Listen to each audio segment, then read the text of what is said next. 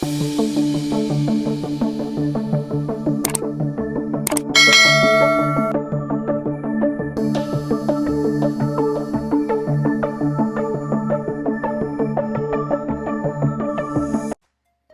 tayo magpatuloy, huwag kalimutang mag-subscribe sa aking channel.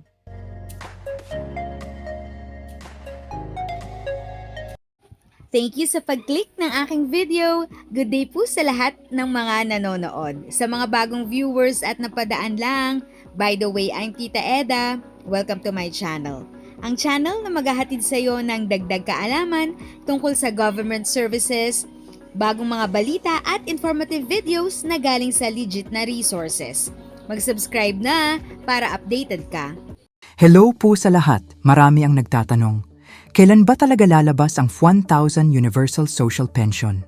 So ngayon, i-explain ko sa inyo ng simple at malinaw kung ano ang posibleng timeline base sa normal na proseso ng gobyerno.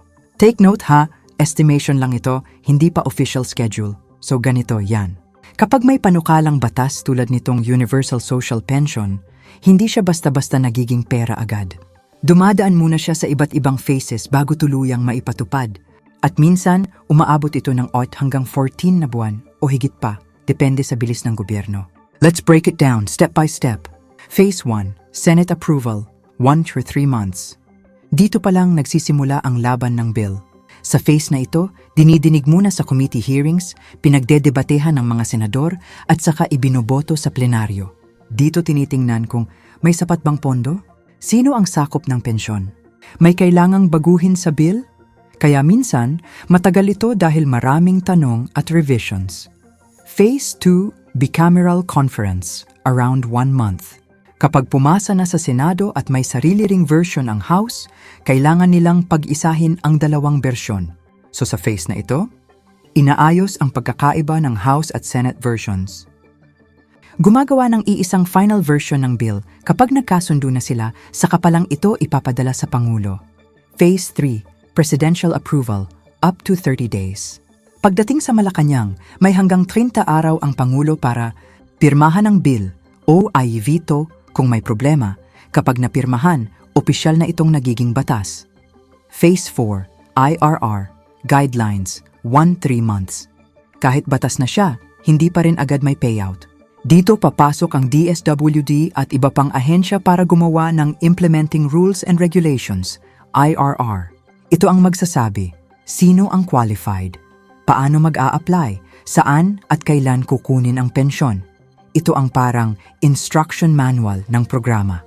Phase 5, Budget and Payout, 3 to 6 months.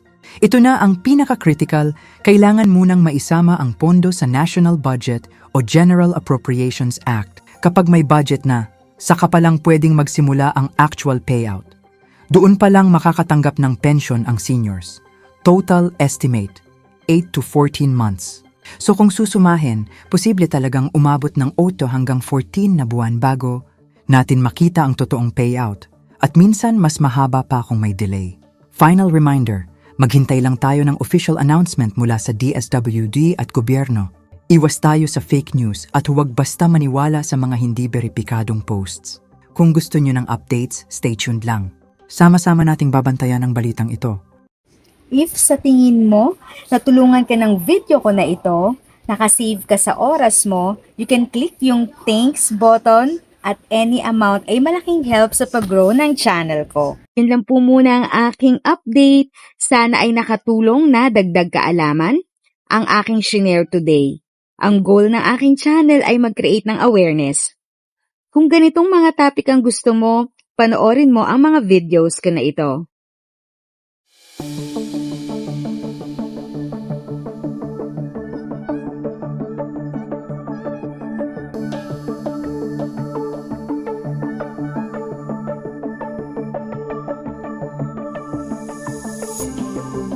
Thanks for watching! Kung may kapamilya, kaibigan o kakilala sa tingin mo ay magiging interesado sa video, please share or tag sila sa comment section. At syempre, if nagustuhan mo ang video, i-like mo na ito at subscribe ka na din. As always, feel free to write your questions, comments, and opinions respectfully. And continue to be a blessing and stay safe.